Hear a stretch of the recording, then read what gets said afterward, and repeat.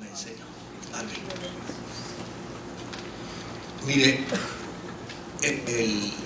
el martes pasado tocamos unos temas que como que levantaron cierta expectación, ¿no? Entre ellos el concepto si el que muere duerme el alma o no duerme el alma. Yo hice bastante investigación al respecto, pero luego del trabajo y otras tareas que quiero hacer, como por ejemplo conseguir algunos libros de Juan Luis Ruiz de la Peña, que es un autor de la Universidad de Salamanca de teología y escatología, que ha escrito muy buenos libros sobre ese tema. Luego de ese trabajo, pues descubrí una serie de cosas interesantísimas para tratar el tema que por un lado se expone de que los que mueren en el Señor pues entran en un sueño y que algún día serán todos despertados a una resurrección general, unos para vergüenza y otros para salvación, según Pablo, ¿no? Por el otro lado, es el mismo apóstol San Pablo el que también sentía sobre sí el aliento de la muerte y no veía la muerte como un sueño, sino más bien la veía como una entrada inmediata a la presencia del Señor.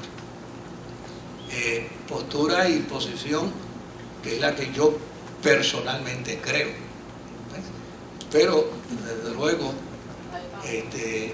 no, porque Pablo es el proponente de ambas. Lo que pasa es que esto hay que verlo dentro de todo el contexto histórico, ¿no? Y ese es lo que uno empieza a trabajar y ver y a descubrir. Por ejemplo, la escritura antiguo testamentaria silenció el concepto de la inmortalidad del alma. Moisés silenció ese concepto de la inmortalidad del alma como consecuencia de que los pueblos vecinos, también paganos, también creían en la inmortalidad del alma, pero con planteamientos totalmente distintos. Sobre todo en el mundo griego, el mundo heleno creía en la inmortalidad del alma, pero obviamente cuando usted escucha a un griego hablando sobre lo que él cree de la inmortalidad del alma, es mejor ni oírlo, porque va a decir que el alma es inmortal como el de los dioses, y que inclusive dentro de esa dimensión los dioses pueden casarse con esas almas, etcétera, etcétera, y se desarrolla toda una cosa que uno dice, Dios mío, ahora esto está más confuso que lo primero. Entonces, como consecuencia de eso, Israel guardó silencio con respecto a la inmortalidad del alma. Ahora, el hecho de que haya guardado silencio con respecto a la inmortalidad del alma no elimina la realidad de que para los judíos en Israel ese concepto de la inmortalidad del alma les era interesantísimo, a tal punto que en el tiempo de Saúl, obviamente la razón por la que se infiltraban en Israel pitonisas era porque ellos creían en la inmortalidad del alma y pensaban que podían hablar con los difuntos. Entonces, en ese sentido, esto demuestra que en alguna medida estaba el concepto de creer en la inmortalidad del alma. Por el otro lado, en la cristiandad, en el Nuevo Testamento, también hay silencio con respecto al tema. Y la razón del silencio en la cristiandad, entonces, ya no es por aquel mundo antiguo babilonio, pero en la cristiandad es por el mundo antiguo griego. Los griegos creían también en el concepto de la inmortalidad del alma, pero volvemos de nuevo, así como los helenos, babilonios, los medos, los persas, que eran los egipcios, que eran culturas antiguas. Bueno, los egipcios enterraban a los muertos con todas sus cosas y las esposas, porque ellos entendían que por ahí iban en un viaje y se encontraban en la otra vida. ¿Ves? Entonces, pues creían en el concepto de la inmortalidad del alma. Sí, los griegos también creían en ese concepto de la inmortalidad del alma, pero lo hacían dentro de ese contexto. Y claro, la iglesia cristiana del primer siglo prefirió guardar silencio sobre ese particular, y básicamente el que más habla de ese concepto y lo habla de manera ambigua es Pablo, porque por un lado en su carta a los Corintios y en su carta a los Tesalonicenses les habla y da a entender de que sí hay una inmortalidad que duerme, que descansa. Pero por el otro lado, también en su carta a los Filipenses, como en otros pasajes bíblicos, da a entender también que hay una entrada inmediata a la presencia del Señor cuando morimos. Pero luego de uno mirar todo esto, dice, espérate, pero aquí vamos a entrar en un aspecto de escatología y vamos a entrar en un aspecto de teología sistemática. Y entonces yo pensé que lo propio es terminar lo que estamos haciendo con el Nuevo Testamento y luego entonces dedicar algunos meses para tratar estos temas de controversia. Y los podemos tratar en toda su amplitud y podemos trabajar con ellos ya en una dimensión ya intencionada, ¿no? Pues digamos, vamos a trabajar con la postura de los que creen en el sueño del alma y vamos a trabajar en la postura de los que creen en la inmortalidad y en la entrada inmediata a la presencia del Señor. Por el otro lado, podemos hablar también del concepto redentor, del concepto de la Trinidad, y podemos hablar de una serie de temas que los vamos a ir escogiendo. Entonces, obviamente, los conceptos escatológicos, todo eso, lo pudiéramos entonces ubicar en un tiempo, en un espacio para trabajarlo, porque si entramos a trabajarlo ahora, vuelvo y les digo, yo hice mi asignación y por eso les estoy planteando estas cosas, pero creo que deberíamos tratarlo en un punto y aparte, para de esta manera no caer en la trampa de discutir un tema aquí de estos hoy y luego volver de nuevo entonces la semana que viene a entrar a Colosenses. A lo mejor se queda en laguna, porque realmente el propósito en este instante, en este momento, no es ese. Ahora, yo creo que es un tema bien interesante y desde luego hay abundante información teológica. Es interesante que el robustecimiento de la información teológica sobre este particular descansa fuertemente en el pensamiento religioso católico, que es el que cree en la inmortalidad del alma y obviamente en la entrada inmediata, aunque obviamente ellos postulan un concepto de purgatorio, o sea, donde dicen sí, va a la presencia del Señor, pero antes de llegar allá tiene que purificarse en el camino, y hasta que no se purifique, hasta que Dios no lo saque de pena, debe descansar, no puede llegar todavía a esa presencia plena. Así que en el caso de nuestros hermanos católicos es interesante porque ellos creen en la entrada a la presencia del Señor, pero con esa antesala, ¿no? Con esa antesala del purgatorio, como parte de la limpieza final del alma, para entonces llegar a la presencia del Señor. Bueno, por eso, porque son conceptos teológicos, sí, es un pensamiento filosófico, porque obviamente el mundo griego lo creía.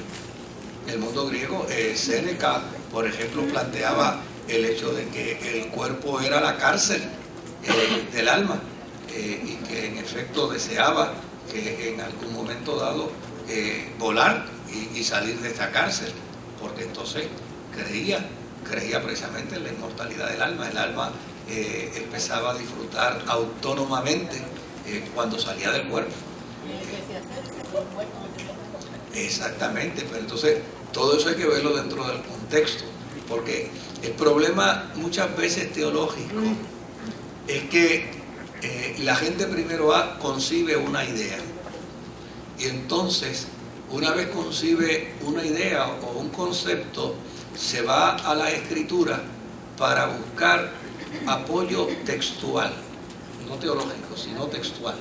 Es decir, voy a la Biblia porque yo tengo esta idea y voy a ver qué textos de la Biblia me apoyan lo que yo tengo como idea. Y entonces muchas veces desarrollan una teología a base de eso, que es lo que se conoce en el mundo griego como la eisegesis. Es decir, eisegesis, que es obligar al texto para que sostenga lo que ellos dicen, cuando a fin de cuentas el texto no está diciendo eso. Ahora, lo que es interesante dentro de ese proceso, ¿verdad?, es que ese tipo de postura, ese tipo de posición, nosotros tenemos que verlo en el macro. Mire, yo me he topado con algunas personas que me citan un pasaje de Levítico en un versículo en específico, y no solamente en el versículo, sino en una oración de un versículo, y me dicen, no, porque la palabra de Dios dice ahí, mira. Entonces, desde luego, me citan esa oración de ese versículo, y le digo, oye, pero en el otro versículo dice esto otro, y esto tú lo haces. No, porque eso es en la ley. Y esto, ¿de dónde es? Entonces, ¿de dónde es si no es de la ley? ¿Ves? Entonces, ese tipo de teología no se puede hacer. Yo creo que es saludable. A mí me parece que nadie peca por pensar o por creer como crea. Nadie peca por eso, porque a fin de cuentas nadie tiene el sartén de la verdad agarrado por el mango.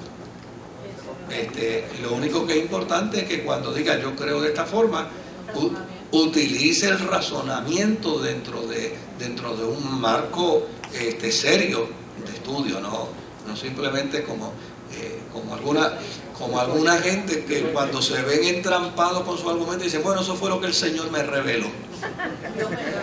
Tú sabes, chico, no me digas que el Señor te lo reveló a ti tan rápido y a otro le hace pasar un trabajo inmenso, ¿verdad? Porque eso casi hasta es discriminatorio.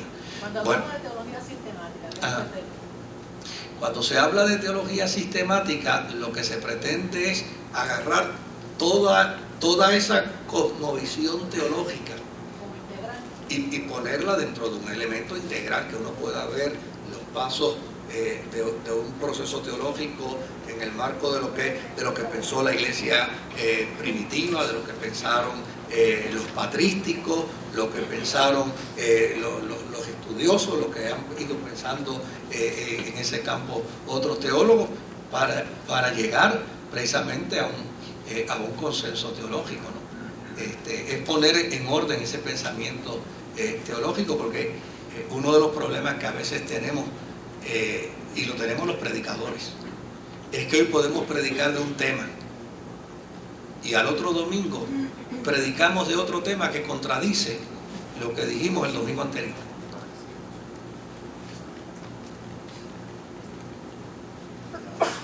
Y hay que tenerse cuidado, uno lo ha observado, ¿no? Dice, oye, pero si me dijo el domingo pasado algo distinto a lo que me está diciendo hoy. Porque obviamente es parte de ese proceso. Por eso es importante, de hecho yo le estoy ofreciendo a los jóvenes de la iglesia, no porque sean jóvenes, ¿sabes? Se lo estoy ofreciendo porque tengo interés de legar en la vida de los jóvenes, quienes en el mañana no puedan sustituir, porque uno no nació para piedra, ¿verdad? Y una de las cosas que quiero hacer es es desarrollar con un grupo de jóvenes un proceso de hermenéutica bíblica. Y ya hemos separado unos días para empezar con ellos a inquietarlos sobre eso, ¿no? sobre esa disciplina de interpretar, como dice Pablo a Timoteo, ¿no? De trazar bien la palabra, de que se pueda trazar de una manera donde no estemos contradiciéndonos en cada sermón. Y eso es importante. Ahora, miremos en esta noche el capítulo 4 de la carta de Pablo a los Filipenses. Es el capítulo, obviamente, de donde Pablo cierra su carta.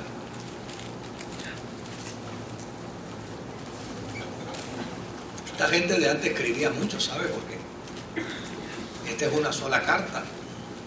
Y cuando uno la mira, dice, bueno, una carta bastante larga. Y hay otras que son más largas. El capítulo 4 de la carta de Pablo a los Filipenses. Y vamos a leer. Por lo tanto, queridos hermanos míos, a quienes amo y extraño mucho, ustedes que son mi alegría y mi corona, manténganse así firmes en el Señor. Ruego a Evodia y también a Síntique que se pongan de acuerdo en el Señor. Y a ti, mi fiel compañero, te pido que ayudes a estas mujeres que han luchado a mi lado en la obra del Evangelio, junto con Clemente y los demás colaboradores míos, cuyos nombres están en el libro de la vida. Alégrense siempre en el Señor. Insisto, alégrense. Que su amabilidad sea evidente a todos. El Señor está cerca. No se inquieten por nada, más bien, en toda ocasión, con oración y ruego, presenten sus peticiones a Dios y denle gracias.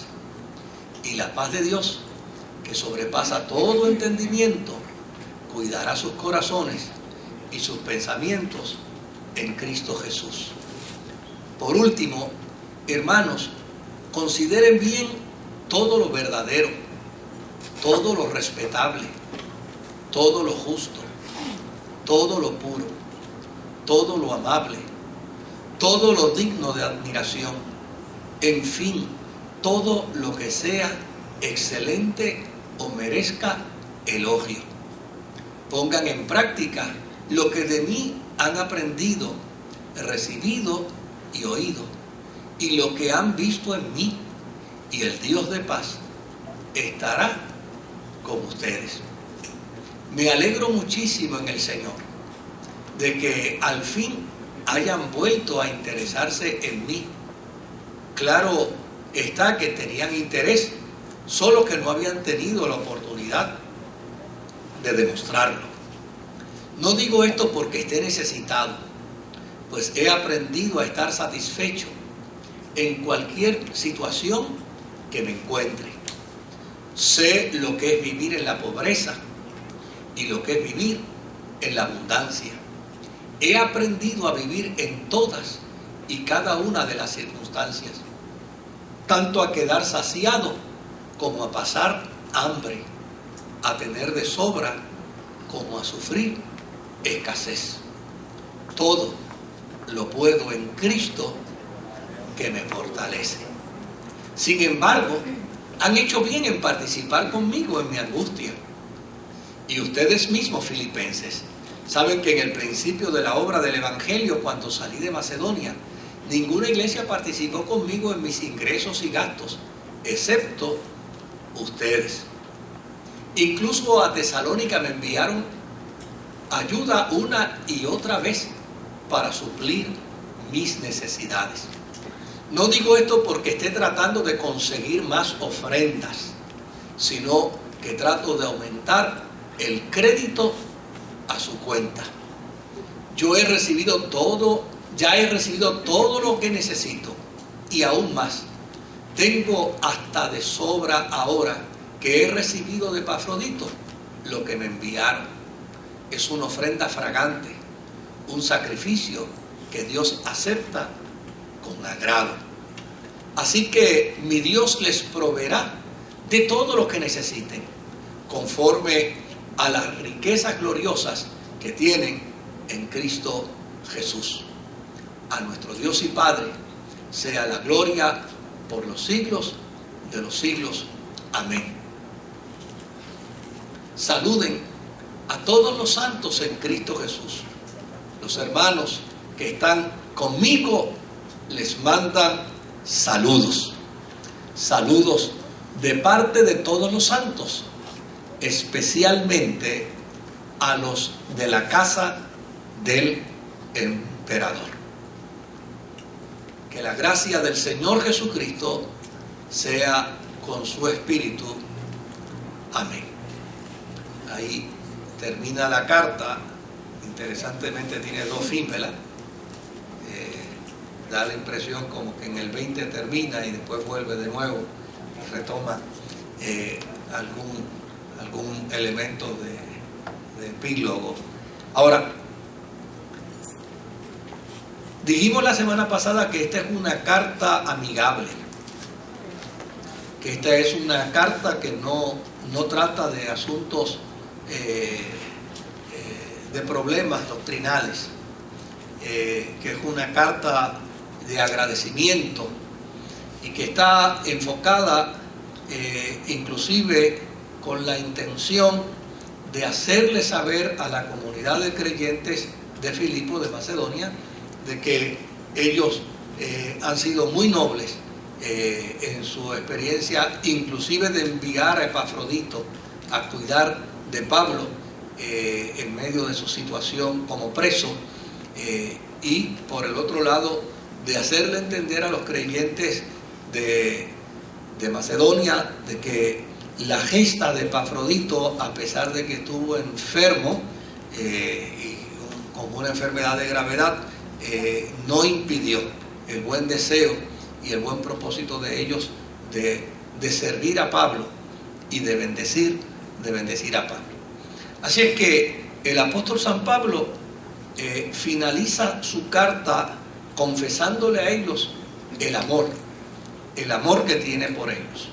Y desde luego lo hace dentro de una expresión bien hermosa: les amo y les anhelo, como planteando con ello que no es una cursilería su expresión de amor, sino que es una expresión de anhelo, de deseo que hay inherente en él cuando piensa en esta comunidad. Y por el otro lado, le llama a esta iglesia y a estos creyentes, les llama gozo y corona mía. El término que usa aquí como corona es estéfanos. Y desde luego había dos conceptualizaciones griegas con respecto a la corona. Una era la corona del emperador y otra era la corona del campeón en los Juegos Olímpicos, ¿verdad? La corona que recibía el atleta en los Juegos Deportivos griegos se hacía de hojas de olivo silvestre, entretejidas con perejil verde y hojas de laurel. Esa era la corona que se le ponía al atleta. Y desde luego, esa es la corona a la que hace referencia el apóstol San Pablo aquí. Él está viendo a los creyentes de Filipo como campeones. Y yo creo que esa expresión a veces yo la he escuchado de gente: la verdad que usted es un campeón, ¿verdad? Los está mirando, los está viendo como campeones. Por el otro lado, este tipo de corona también se le ponía a invitados distinguidos a un banquete, sobre todo cuando eran invitados por el dueño de la casa, o por el que era la razón de la fiesta. Así que en alguna manera escatológicamente Pablo está viendo a estos creyentes como hombres y mujeres con coronas, como resultado de su buen servicio al Señor, precisamente en la presencia del Dios del cielo. Por el otro lado, en 3 ocasiones, el apóstol San Pablo habla de mantenerse firmes en el Señor, o utiliza el término en el Señor. En este capítulo lo utiliza por 3 veces. Y desde luego, la palabra que él utiliza en griego es estequete. Es la palabra que él utiliza para decir firmes en el Señor, ¿verdad? Ahora, lo interesante es que esa palabra se le aplicaba a un soldado cuando estaba en el fragor de una lucha, es decir, pie plantado, determinado a lo que sea, sin cejar hacia atrás, dispuesto hasta las últimas consecuencias, dispuesto a derramar la última gota de sangre por la causa. Eso era precisamente lo que significaba esa expresión. Y desde luego, Pablo le dice a los creyentes de Filipo, les dice y les invita a que se mantengan firmes en el Señor. Y mantenerse firme aquí es sirve al Señor hasta las últimas consecuencias. Indistintamente el precio que tenga. Claro, Pablo está preso. Y él está pagando un precio. Por el otro lado, Pablo conoce muy bien lo que se avecina contra la iglesia primitiva. Y entiende muy bien los graves problemas y grandes conflictos a los que la iglesia primitiva se va a exponer como consecuencia de su fe. Por lo tanto, el invitarlos a mantenerse firmes en el Señor es el gran desafío de Pablo a los creyentes de Filipo, diciéndole indistintamente lo que les pase, indistintamente lo que les suceda, resistid cualquier adversidad, cualquier prueba, por amor al Señor que les ha llamado. Y a mí me parece que en ese sentido Pablo es un pastor para la vida de los creyentes de Filipo. Por el otro lado, Pablo hace una exhortación a 2 personas de quien se conoce poco o nada: Evodia y Síntique. Son 2 damas y no hay información. Lo único que se sospecha por el argumento de Pablo, y a lo que muchos pueden llegar a cierto consenso, es que había alguna disputa, había algún impasse en medio de estas 2 hermanas. Y desde luego, Cristo es la iglesia, es el cuerpo místico de la iglesia. Y todo creyente pertenece a ese cuerpo. Y si observamos bien, Pablo exhorta a Evodia y a Síntique que estén de acuerdo en el Señor. Es decir, tengan conciencia de que ustedes están dentro del cuerpo del Señor. Por lo tanto, el cuerpo del Señor tiene que estar, como dice Pablo en su carta a los Corintios, todos los miembros tienen que estar concertados y todos los miembros, cada uno de ellos, tiene que trabajar para beneficio de los otros miembros, porque a fin de cuentas trabajan para beneficio del cuerpo. Entonces,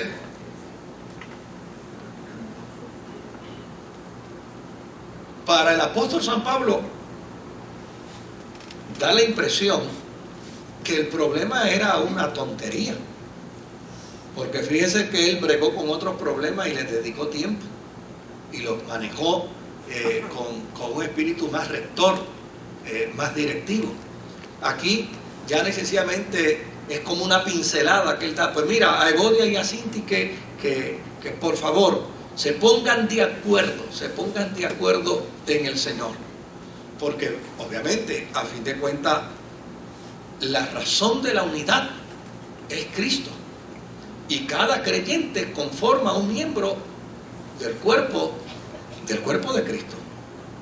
Así es que el que pudiera haber una discrepancia en medio de estas dos mujeres dentro de la comunidad de fe, aunque fuera una tontería, aunque fuera una simpleza, obviamente Pablo entiende que un cuerpo no puede antagonizar contra él mismo. Y yo creo que eso es importante. A mí me parece que es algo digno de poder mirar y de poder considerar, porque muchas veces dentro de la vida de la iglesia se dan disputas triviales, pero hay otras, óigame, que a veces la sangre puede llegar al río.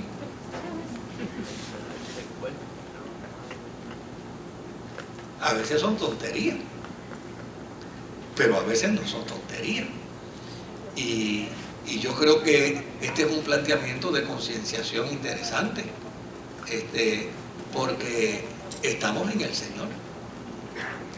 Y es imposible considerar, de hecho, ¿verdad? Los especialistas aquí en biología y en química y en medicina, pues, me pueden perdonar mis disparates en ese sentido, pero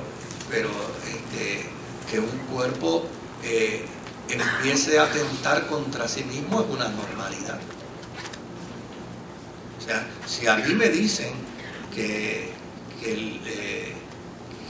las células de mi cuerpo atentan contra mi propio cuerpo y me lo están destruyendo, lo que me están diciendo es que en mi cuerpo hay una gran anormalidad, porque eso no es normal. Lo que debe entenderse es que cuando venga alguna bacteria a mi cuerpo, algún virus a mi cuerpo, algún germen a mi cuerpo, pues esos soldaditos que dicen que el cuerpo tiene, ¿verdad? Por eso pido perdón a los médicos, ¿verdad? Pues ese no es mi campo. Pues esos soldaditos que tiene mi cuerpo lo que hacen es que todos se orientan para donde está el foco infeccioso y dicen, vamos para allá y vamos a atacar. No vamos a permitir que este virus venga aquí a hacer daño. Pero si se forma una revolución de esos soldaditos dentro de mí y ellos mismos se entran a golpe, entonces lo que yo tengo es una anormalidad, es un cáncer.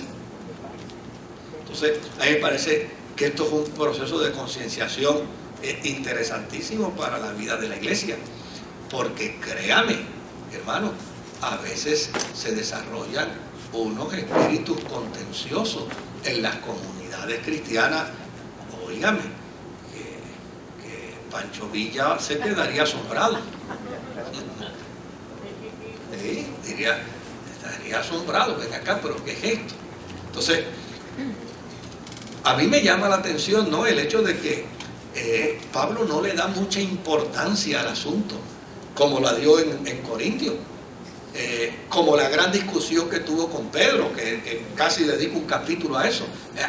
Simplemente dice, déjame decirle a estas dos hermanitas que en el Señor, que no se olviden que pertenecen al cuerpo. Y si pertenecen al cuerpo, lo propio es que se pongan de acuerdo. Y desde luego, obviamente, de manera muy sutil, le delega la responsabilidad a alguien dentro de la comunidad que debió haber sido probablemente el pastor, ¿verdad? Y le delega la responsabilidad a fin de que ayude a estas hermanas a encontrar la paz. Porque esa es la función. La función de un tercero en la disputa de dos es buscar la paz. Ayer yo atendí a una querida hermana que me decía, pastor, mi madre era una pacificadora de excelencia. me digan nada más, está en el cielo, porque los pacificadores serán llamados hijos de Dios. Hijos de Dios, la gente que procura la paz. Pues a este hay que darle la responsabilidad, porque en medio de una disputa tiene que haber alguien que asuma la responsabilidad para la pacificación. No para decir, pues fíjate, yo me enteré que no solamente dijo eso de ti, me enteré que dijo más.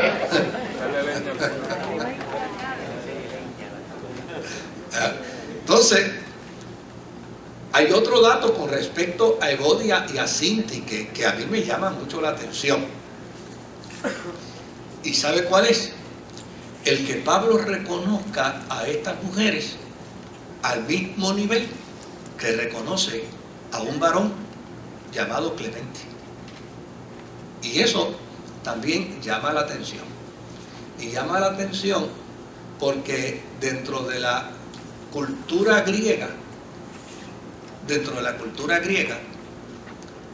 a la mujer no le era permitido entrar en las conversaciones donde estaban los hombres hablando.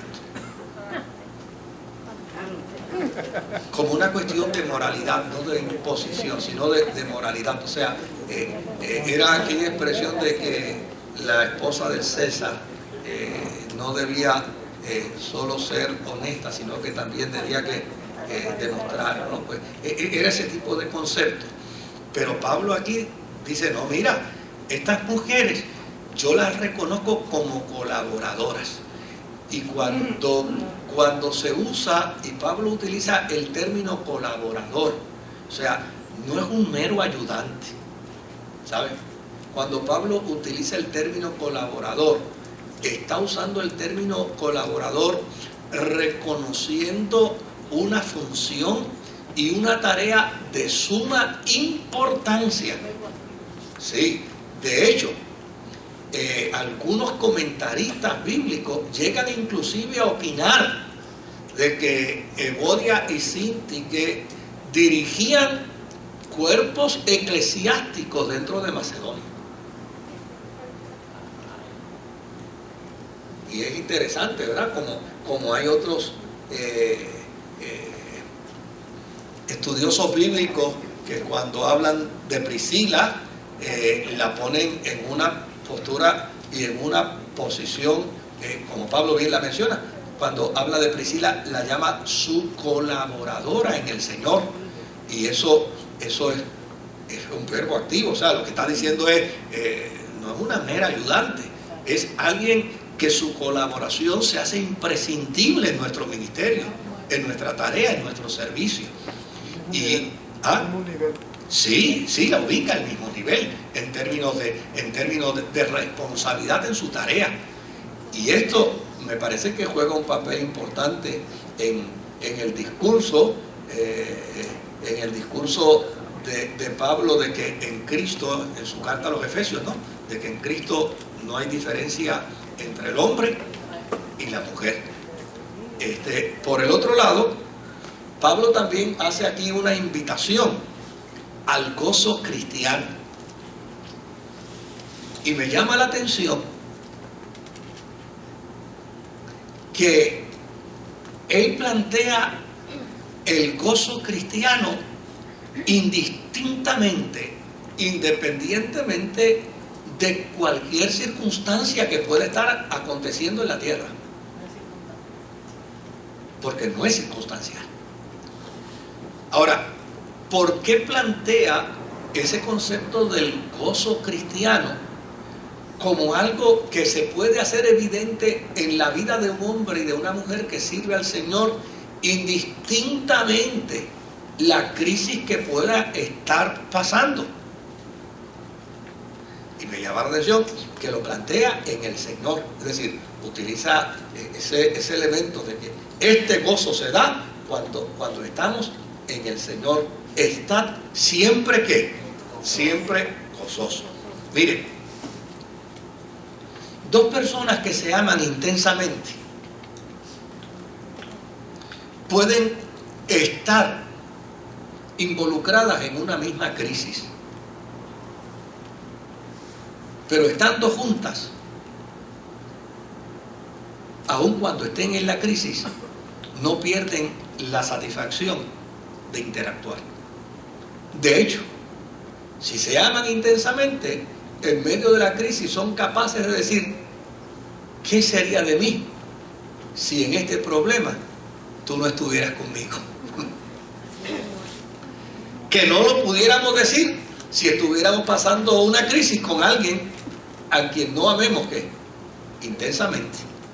Entonces, note bien que Pablo dice que esta experiencia del gozo se da dentro del Señor, es decir, dentro de una relación de intimidad profunda con el Señor. Porque el gozo adviene a la vida de los cristianos como resultado de saber que la presencia de Dios está permanentemente en nosotros.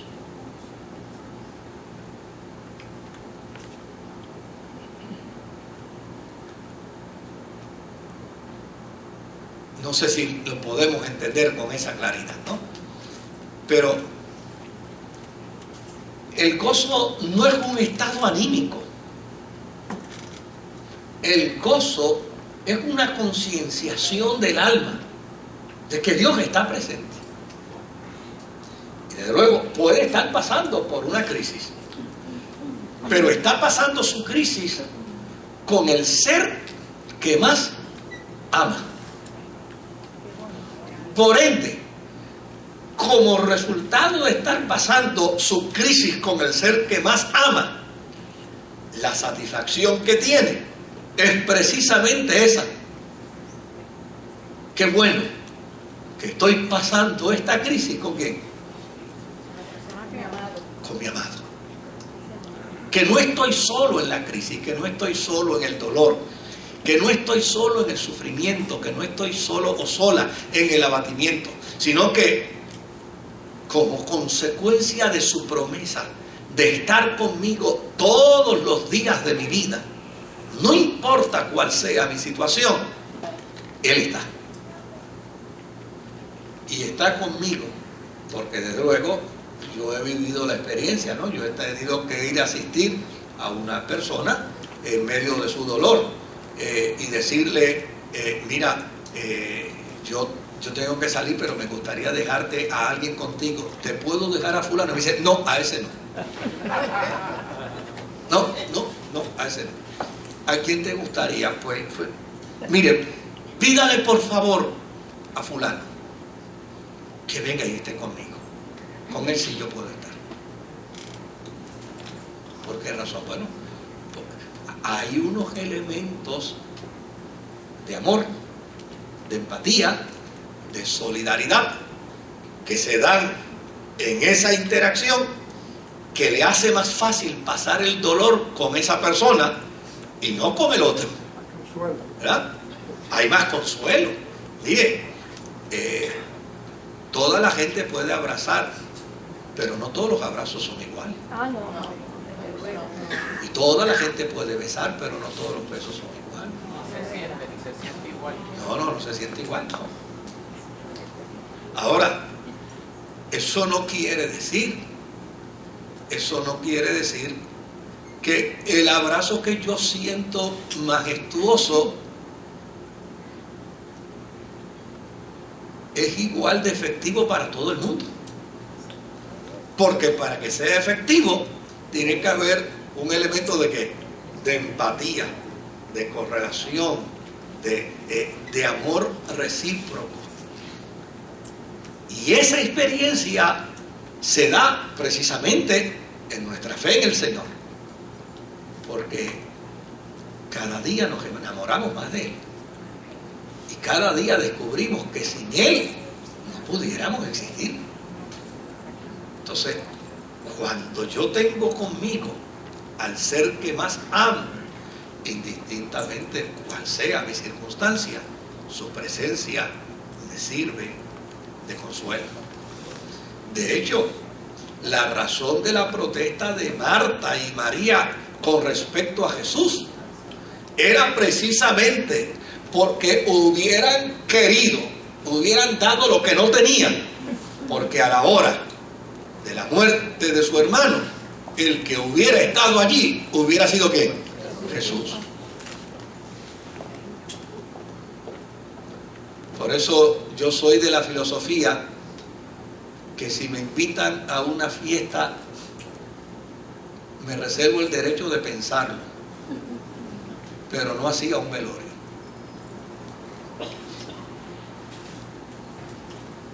Porque donde se desarrollan las relaciones empáticas, que nunca se olvidan, precisamente es en el dolor.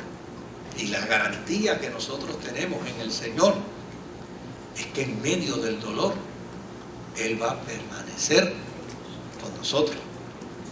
Ahora, de ahí el apóstol San Pablo entonces comienza a darle una serie de consejos a estos hermanos de Filipo.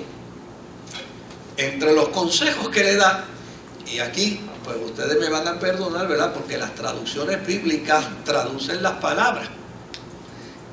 Y muchas veces las traducen no porque haya un placer en la traducción, es porque muchas veces una palabra en el griego es difícil de traducir y entonces se traduce dentro de una aproximación de lo que puede querer decir. Y entonces, claro, el otro que viene, a la hora de toparse con el mismo problema, resulta que hay otra palabra que para él se le aproxima más que la que usó el otro traductor. Y por esa razón, cuando llegamos aquí, probablemente podemos tener esta cosa de distintas traducciones. En Reina Valera se puede decir de una manera, de distintas versiones, en la versión se puede decir de otra manera, en la nueva versión internacional, bueno, en fin. Ahora, lo que es importante dentro del proceso no es que pensemos que lo que dice su Biblia está mal, es que el que trabajó con la traducción de la Biblia que usted tiene, entendió a la hora de traducir que para él le hacía más sentido la palabra que tradujo que la que había traducido el otro. Eso es toda la diferencia que hay ahí. Así es que si a usted no le suena lo que yo voy a decir ahora, pues es simplemente el resultado de eso. Mira lo que dice. Dice, vuestra gentileza sea reconocida por todo el mundo. Y claro, yo no le voy a dar una explicación detallada a todo, pero por lo menos el término que utiliza Pablo es epieques, ¿verdad? Y algunos traductores han usado modestia, moderación, no ser interesados, considerados, mesura, habilidad. Y obviamente en esta versión aparece como gentileza. Tal vez en otras versiones pueda aparecer de otra forma. Ahora, ¿qué implica el origen de la palabra epieques? Eso es lo que es interesante. Como en este caso, ¿qué implica gentileza a la luz de la palabra epieques? Aquí es donde yo tengo que interesarme. ¿O qué implica modestia en la traducción suya? ¿Hay alguien que tenga alguna expresión distinta? Amabilidad. ¿Qué implica el término amabilidad dentro del concepto original epieques? Eso es lo que es importante. Pues mire, los griegos decían que epiequía era entender hacer justicia por encima de la justicia, más allá de la justicia. Y lo voy a explicar. No lo vamos a poder explicar todo, ¿verdad? Pero porque para el griego la epiequía tenía su base fundamental, y Pablo la utiliza precisamente con toda la intención. Tenía su base fundamental y su origen dentro del pensamiento cristiano en la gracia. Es decir, algo más allá de la justicia, como por ejemplo lo es la misericordia. Epiequía considera que hay reglas, ¿verdad? Pero también considera que la regla no puede estar por encima de la misericordia. Yo hace muchos años atrás prediqué un sermón que lo hice con toda premeditación y alevosía, ¿verdad? Una expresión de un proverbio que dice: no seas demasiado justo. Y dije: el Señor bendiga su santa palabra, puede sentarse. Y la gente me miró como que dice: ¿y ahora qué va a decir? ¿Verdad? Pues mire, el concepto de piequía aquí, que se traduce por modestia, por amabilidad, por gentileza, lo que quiere decir es que muchas veces los seres humanos nos ajustamos a las reglas y nos convertimos reglamentariamente inflexibles y perdemos de perspectiva, como resultado de esa inflexibilidad, perdemos de perspectiva lo que es la gracia, lo que es la misericordia, lo que es ponerte en empatía con el otro. Como por ejemplo, ¿verdad? Pues mire, yo puedo decir: mañana fulano, me voy a encontrar contigo a las 12 en punto para que almorcemos. Y llegué yo a las 12 en punto al restaurante. Y al que yo invité llegó a las 12:15 porque lo agarró un tapón en el camino.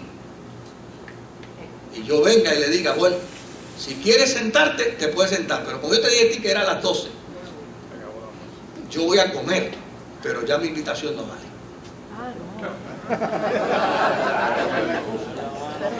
Y estoy aplicando una regla. Estoy aplicando una regla. Ahora, es una regla realmente cristiana. Es una regla que tiene misericordia, que tiene empatía. No, no la tiene. Oiga, y a veces nos topamos con una rigurosidad en la postura de alguna gente que ya sencillamente pierden de perspectiva el modelo de la gracia.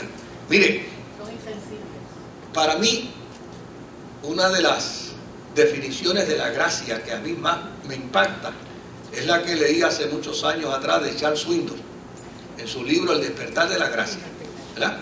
Y él dice que la gracia es saber el acusado que es culpable, su abogado defensor saber que es culpable, el fiscal tener toda la evidencia de que es culpable, el juez considerar a base de la evidencia que es culpable. En efecto, lo declaran culpable, pero no lo sentencian. Esa es la gracia. Y yo creo, de hecho, vamos a encontrar un caso interesante en el Apocalipsis, en la carta a la iglesia de Éfeso, que se le dice: tengo contra ti que has perdido ¿qué? Que has perdido tu primer amor. Porque muchas veces nosotros tenemos la tendencia de privarnos de las virtudes cristianas como resultado de una experiencia. Y me explico. Viene un hermano y yo me le acerco a él y le pido que me preste un dinerito. El hermano me lo presta, yo nunca se lo pago. Y el hermano decide que como consecuencia de yo ser un embrollón y no pagar, el que venga con una necesidad, le voy a decir que no. Pues eso es precisamente no aplicar la piequía. Es caer en la trampa. ¿Se acuerdan de aquella expresión? No seas vencido de lo malo, vence con el bien. ¿Verdad? O sea, porque no podemos caer en la trampa de una regla, de un estándar de acción. Oiga, La gracia es bien difícil, ¿sabes?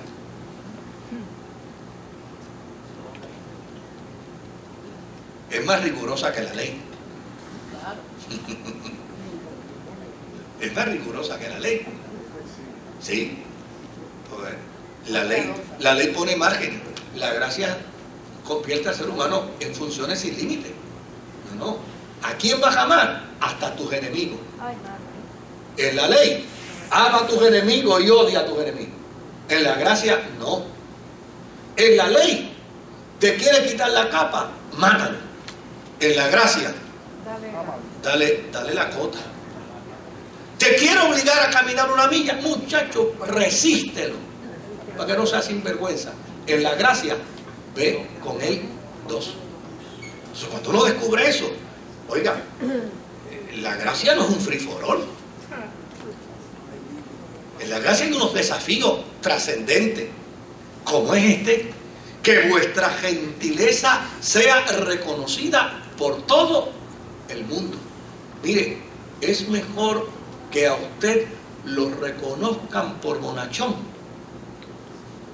antes que por inflexible. Pero sin embargo, a veces caemos en la trampa de ufanarnos. Conmigo sí es verdad. A mí no se me pasa nada. Muchacho, a mí no hay quien me ponga un pie adelante.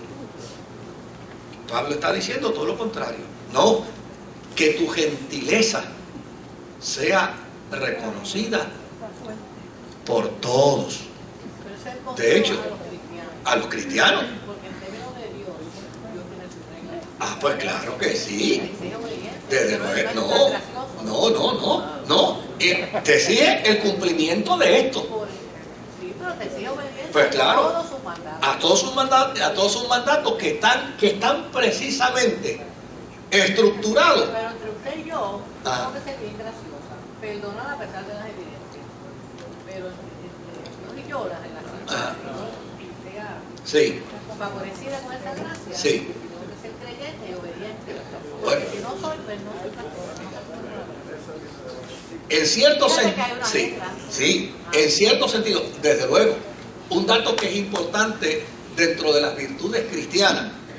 Yo no sé si alguien estuvo aquí el sábado por la mañana, estábamos hablando sobre raíces de amargura, y cuando yo terminé, yo usé una expresión y al final se me acercó un hermano y me dijo: mire, pastor, usted me ha sacado a mí de una angustia que yo vivía por años de años. Entonces me contó, he tenido esta experiencia con una persona a quien yo la perdoné, pero siempre me han acusado de que yo no le he vuelto a dar espacio en mi círculo, y entonces me acusan diciéndome que yo no lo he perdonado. Y yo dije: no, ¿usted lo perdonó? Sí. ¿Y tiene convicción de que lo perdonó? Sí. Pues eso es lo que les dije la Biblia. Óyeme, porque si tú tienes sospecha de que te va a volver de nuevo a lastimar, de que va a volver de nuevo a herirte, oye, no te tienes que ir con él de vacaciones.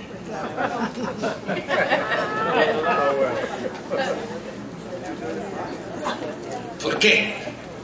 No te tienes que ir con él de vacaciones. O sea, lo que tienes que hacer es perdonarlo, porque a fin de cuentas, cuando tú lo perdonas, el beneficio es tuyo, no es de él.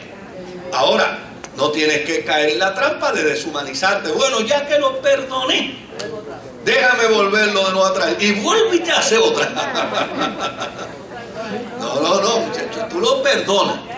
Le dice: pero el calendario de mis vacaciones yo no te lo voy a enseñar. No te lo voy a enseñar, pero no, de vacaciones no te puedes ir conmigo, imagínate. Ahora, lo que es importante dentro de ese marco es el perdón. O sea, cuando aquí se plantea, mire, Jesús practicó la epikeia, el término ese griego. Jesús lo aplicó con una mujer que le fue traída bajo sospecha, ¿verdad? Porque alguna gente le llaman la mujer adúltera, pero sin, ni siquiera se le probó, solamente se la acusó, ¿verdad? Entonces, a ella la traen. Y mira el planteamiento: la ley de Moisés dice que hay que apedrearla. Tú pues, ¿qué dice? Pues mire, si Jesús se hubiera ajustado a la regla, ¿qué hubiera dicho? Pues si eso es lo que la ley de Moisés dice, aplíquenle la ley. Pero sin embargo Jesús aplicó la epiqueia. Se fueron toditos. Y al final, mira el juego de palabras. Mira el juego de palabras. ¿Dónde están los que te acusan? Yo no te condeno. ¿No te viene el juego de palabras? ¿Dónde están los que te acusan? Yo no te condeno. ¿Qué aplicó él? Pues mire, aplicó precisamente lo que Pablo está diciéndole a los creyentes de Filipo que apliquemos. La epiqueia. O sea, las reglas son necesarias. Las reglas son importantes. Si no hay regla, no hay orden. Y si no hay orden, hay anarquía. Las reglas son importantes. Oiga, pero las reglas tienen que ser dentro de un marco de flexibilidad. Claro. O sea, yo puedo ir en mi auto, ¿verdad? Y si me voy comiendo los semáforos, pasándome los semáforos rojos, oiga, y el policía me detiene, lo propio es que me dé el ticket. Ahora, si llevo una persona moribunda en el carro y el policía me detiene y le digo, mira, llevo a esta persona para el hospital, se está muriendo, óigame, lo propio es que él se coloque al frente y me diga, las que faltan, usted ahora va a estar autorizado, por mi cuenta se las puede pasar. Esa es la epiqueia, ¿ves? Donde la regla existe, pero hay que considerar que las circunstancias que median dentro de esa regla, no es meramente aplicarla. Oiga, yo me acuerdo una vez que una persona vino donde vino aquí, fue en otra experiencia pastoral, vino y me dijo, usted quiere ser más misericordioso que Dios. Y yo le respondí y le dije, mira, si Dios descubriera que yo soy más misericordioso que Él se alegraría mucho. Me dice, mire, déjeme a mí esta iglesia pastoreársela por un día para que usted vea cómo yo se la arreglo. Y yo dije, te fastidiaste, aquí te agarré. Le dije, mire, si hasta ahora Dios no lo ha puesto, porque sabe que tú no la vas a arreglar, tú la vas a destruir. O sea, oiga, sí son buenas las reglas, son importantes las reglas. Y hay gente a quien hay que aplicarle las reglas. A uno que pasa irresponsablemente el semáforo, le deberían dar el ticket más caro. Porque irresponsablemente hay que darle el boleto. Ahora, aquel que pasa el semáforo porque lleva una emergencia, lo que hay que es abrirle el camino para que llegue al hospital y salve la vida. ¿Se da cuenta? Ese proceso es lo primero que el apóstol San Pablo le plantea.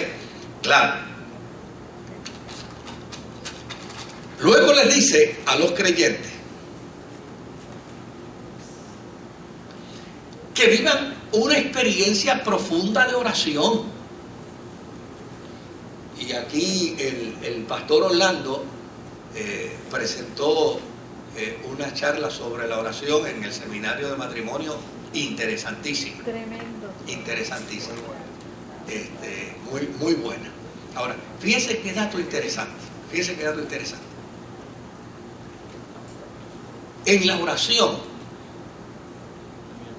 Pablo aquí postula algo interesante.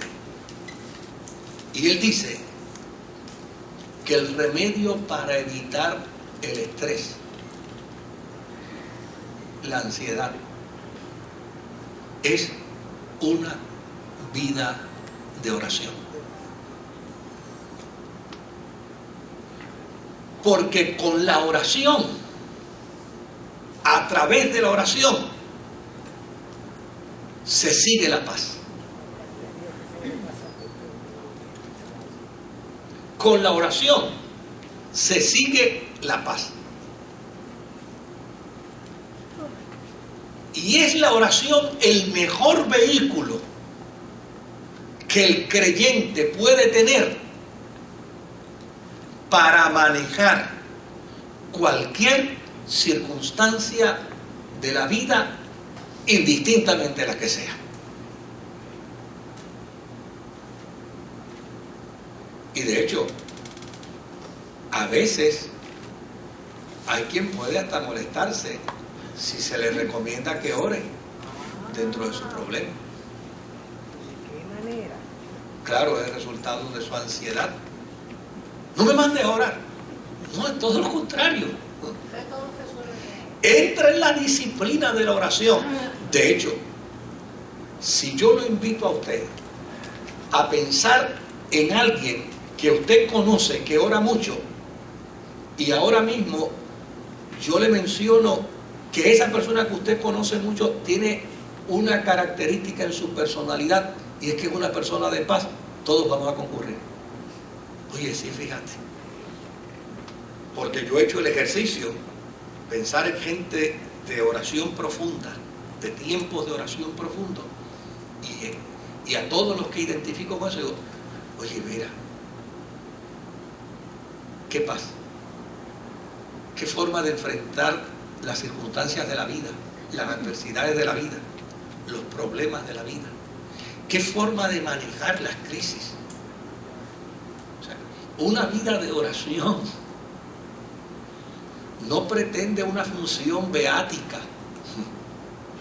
Una vida de oración lo que pretende es desarrollar un proceso de intimidad con aquel que llana y sencillamente puede ayudarnos en medio de los conflictos de la vida.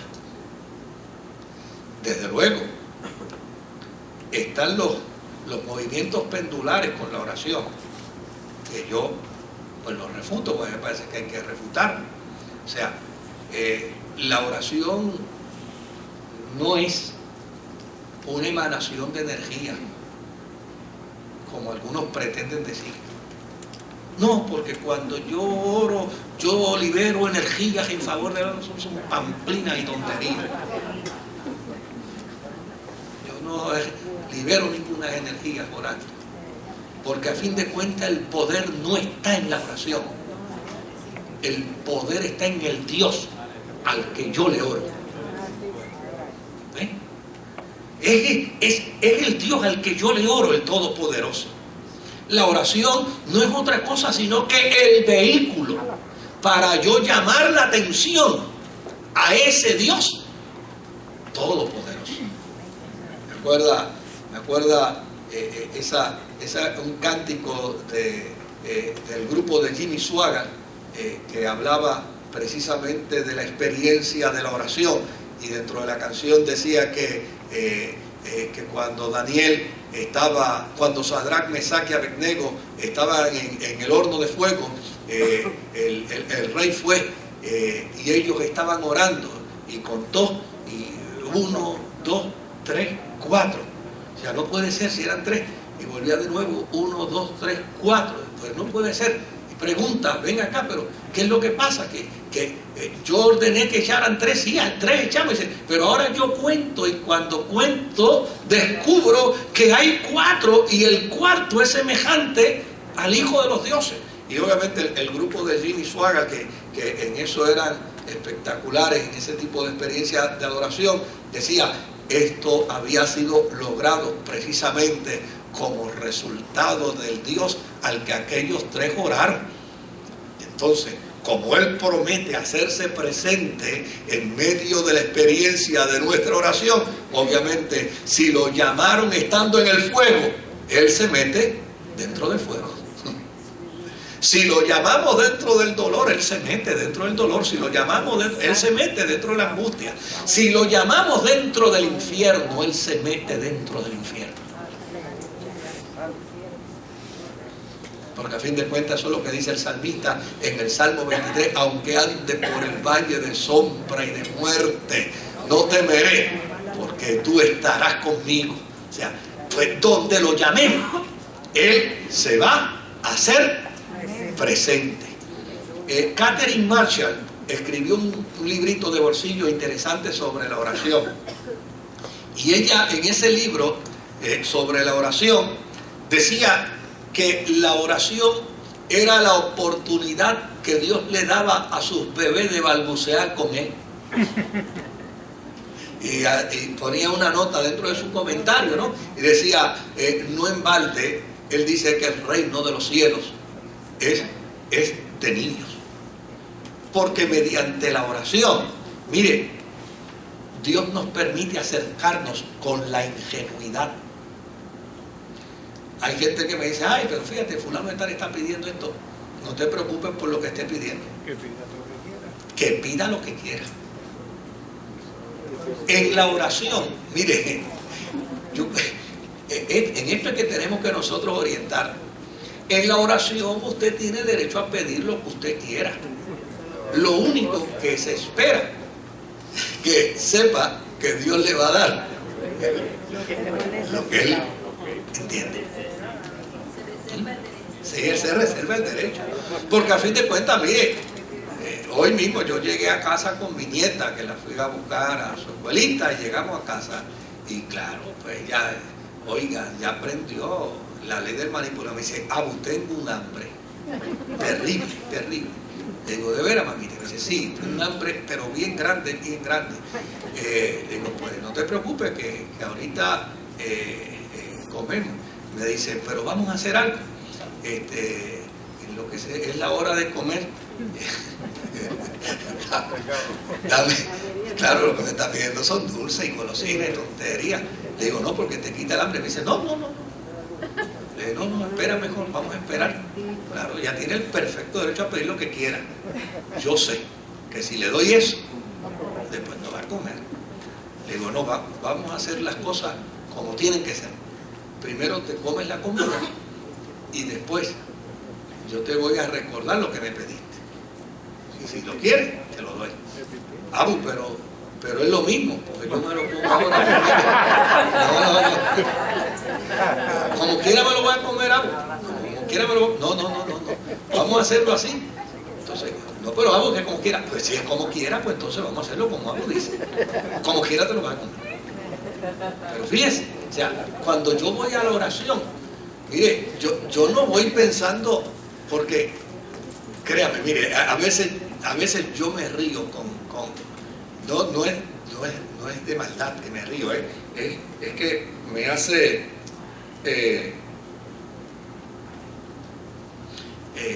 lo que me hace es me resulta gracioso, ¿no? A veces escuchar a alguna gente orando que hasta si dicen una palabra maldicha, miran para atrás y dicen al Señor, Señor, discúlpame que lo que te quería decir era esto otro. Chico, dilo cómo te salimos. O en su defecto, entonces empiezan a buscar un vocabulario rebuscado, ¿no? Porque entienden que, o en su defecto, entonces empiezan a copiar expresiones judías antiguas. Como por ejemplo, los que comienzan con Dios de Abraham, Dios de Isaac y Dios de Jacob. Fantástico, pero esa fórmula no es mágica. La certeza de la inclinación del oído de Dios a nosotros en la oración no es el resultado de la fórmula, es que un corazón contrito y humillado Dios no despreciará jamás. Y Dios va a escuchar a aquel que le dice excelentísimo Dios y Padre Celestial, como aquel que se acerque en su desesperación y le diga compay. Rocky. ¿Se dan cuenta? O sea, de eso es que trata. Ahora, usted va a decir, pero ahorita las reglas. No, los protocolos son buenos. Y la conciencia de saber que yo me estoy dirigiendo a Dios me debe llevar a tener que un lenguaje correcto. Pero esa es mi regla. No tengo que aplicársela. Aquel que no conoce de Dios y en medio de su desesperación lo invoca como entienda que puede invocarlo. Como decía el confinado, que me dijo, yo quiero orar para que oren. Eso, Dios, tú sabes que el único pana que yo tengo aquí en la cárcel eres tú. Claro, pues con 4 asesinatos, ¿quién quiere ser amigo de él? No 5 asesinatos. Nadie quiere ser amigo de él en la cárcel. Pero esa forma, Pablo la plantea aquí en la oración. En la oración podemos orar por todos y podemos orar por nosotros. Eso es una maravilla. O sea, cuando yo oro por todos, pero también saco el tiempito ¿para qué? Para orar por mí y para pedir para mí. Pido por todos y pido por mí.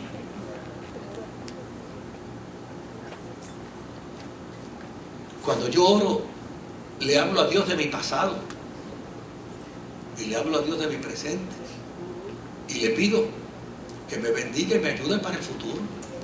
O sea, es un gran privilegio. Ahora, fíjese bien cómo Pablo termina este concepto de la oración. Él dice que nuestra oración debe estar acompañada con acciones de gracia.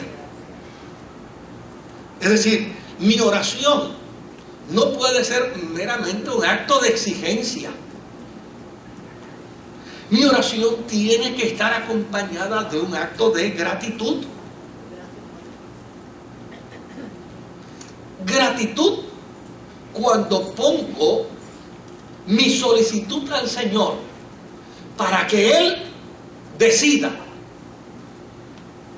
Y mi gratitud antecedida, aun cuando lo que decida no sea lo que yo he pedido. A mí me parece que Pablo está planteando cosas interesantes de la vida devocional, porque cuando yo afirmo, cuando yo doy gracias a Dios, en esa experiencia de gratitud, yo afirmo el amor de Dios. Pues mira, te doy gracias,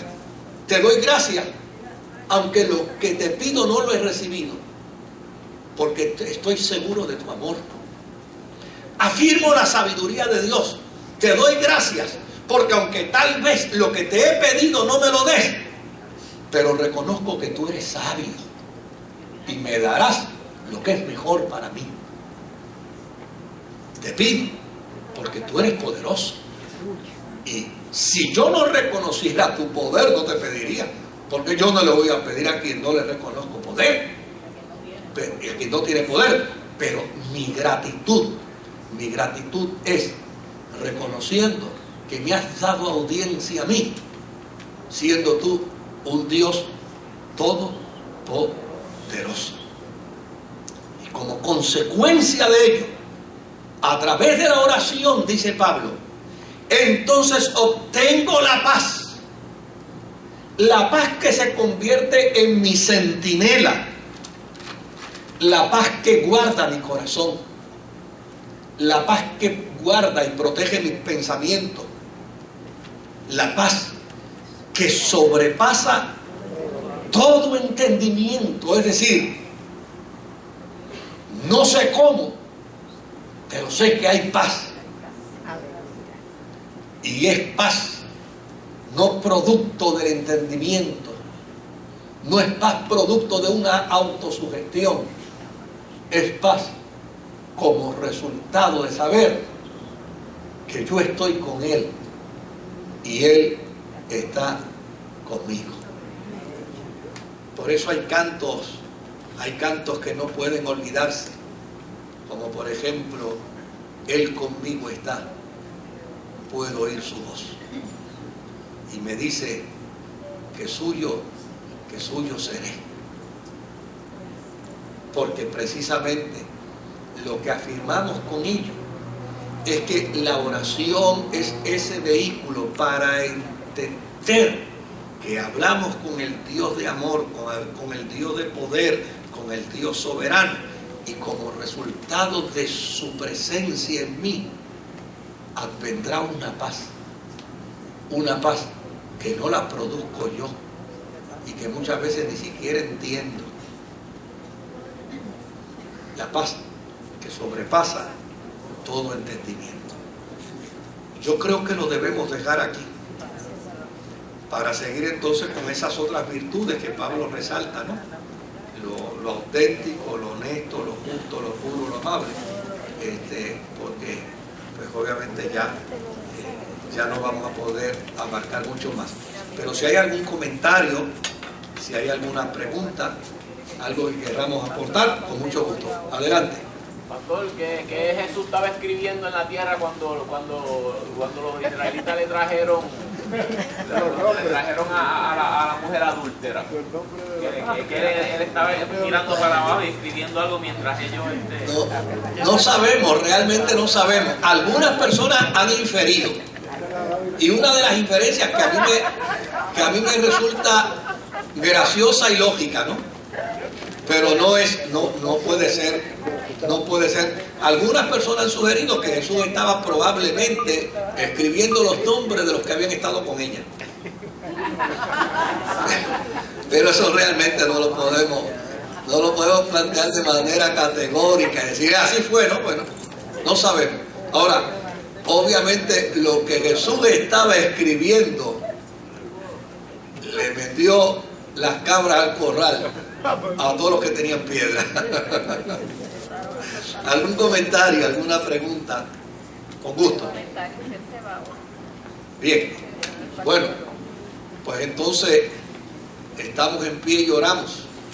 A ver si yo llego a la funeraria.